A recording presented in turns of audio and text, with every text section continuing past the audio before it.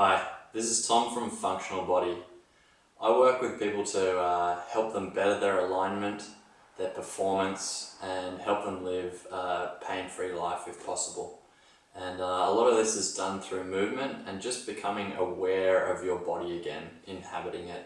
So you can kind of pick up on things that may start feeling strange early enough so they don't develop into sort of more unbreakable or harder to break patterns.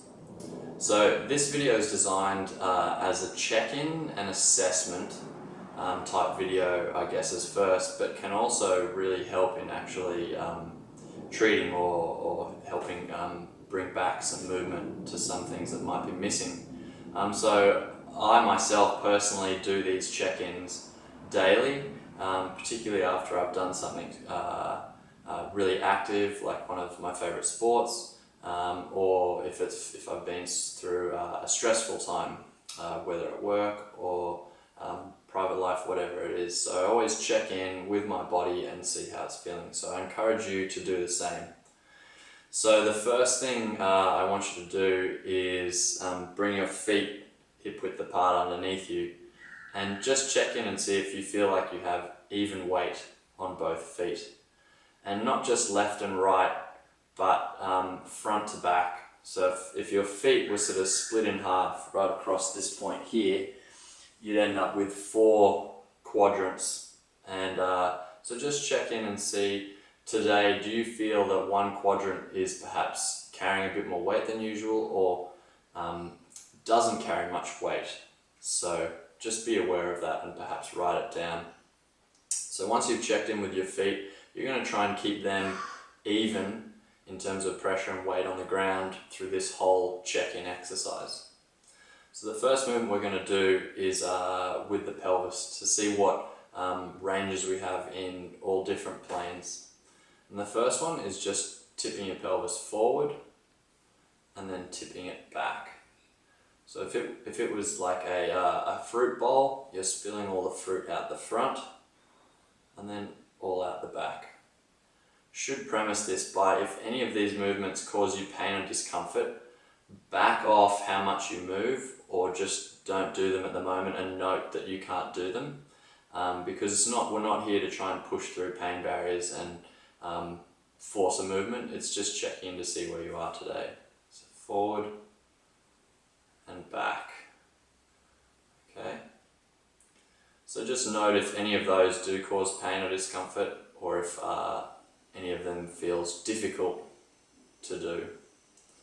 From side on, just to give you a view of that, there's spilling the fruit out the front, there's it out the back, out the front, out the back, keeping even weight. We're then going to check in and see how our pelvis is up and down. So keeping even weight, you're just going to bend one knee, so I'm going to do my right knee, which should drop the right side of my pelvis and hike the left side. Back up. Again, trying to keep even weight and not shifting out over to the side just yet. You're purely seeing how much you've got in terms of movement and ease of movement, rotating right around the midpoint of your pelvis this way. Then you're going to start checking in with side to side movement. How easy is it for you to shift your pelvis from side to side? Do you feel tightness or discomfort? Do you get further range on one side? We're now going to check in with rotation. So keeping the upper body still, we're going to rotate our pelvis to the left and to the right. See if there's any big discrepancy in how far you can move each way. And there's our pelvis in all 3 dimensions. Going to go up to the rib cage now, and just like the pelvis, we're going to drop the rib cage down into this slumped type position, and then elevate the rib cage up into this tall, proud position. So dropping, lifting. Again, trying to isolate just this at the moment, rather than moving other structures to make this movement happen. From side on again, dropping elevating. And this is not dropping, going in front of your feet and then behind your feet. Try and keep everything stacked on top to give you a true reading of what's going on. Side to side movement of the rib cage.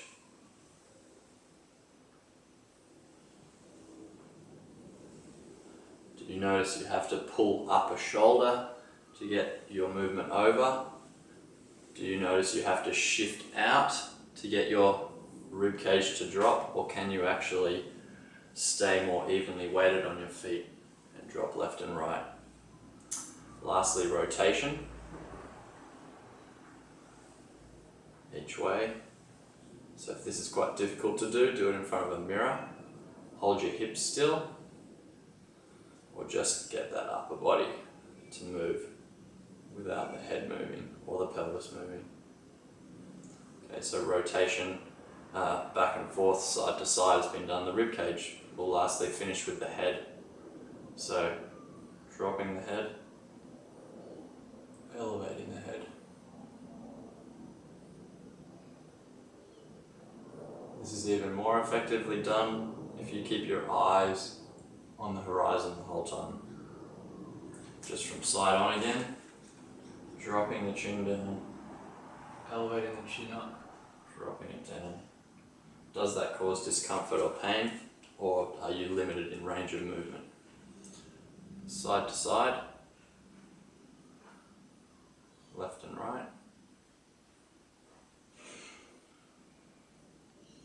Again, do you have to make some kind of adaptation when you go sideways, like a rotation, to help you get that movement to the side? Or can you purely keep it in this side to side range? Lastly, can you rotate both left and right, feeling even? So go through each of those movements of the pelvis, rib cage and head, and write down what you feel is missing, and then keep an eye on that. So if you're coming in to see me, that'd be great information for me to know, and even more importantly, great information for you to know, because you can start figuring out that perhaps this pain in the hip could be coming from some lack of range of movement in the rib cage and the neck, or vice versa. So really good to start mapping out what things your body can and can't do. Finally, if you feel like it, you can check in with your arms. So see how much range of movement you have rotating your palms to the back of the room, and then rotating down, an internal rotation of the arms. So how easy is it to go both ways? Does it cause pain and discomfort? You can even do it down by the side of your body. And is there a large difference between the left and the right arm? Okay, so again, I encourage you to check in with this movement on a daily basis. Is great to see where your body's at, see what it can and can't do. Noting the things it can't do, you can either come and see a professional like myself, or someone else that might be able to help you unlock or discover why you can't make those movements. Okay, anyway, if you feel like coming in to book and see me, please visit my website www.functionalbody.com.au, and I hope you have a great day. Thanks.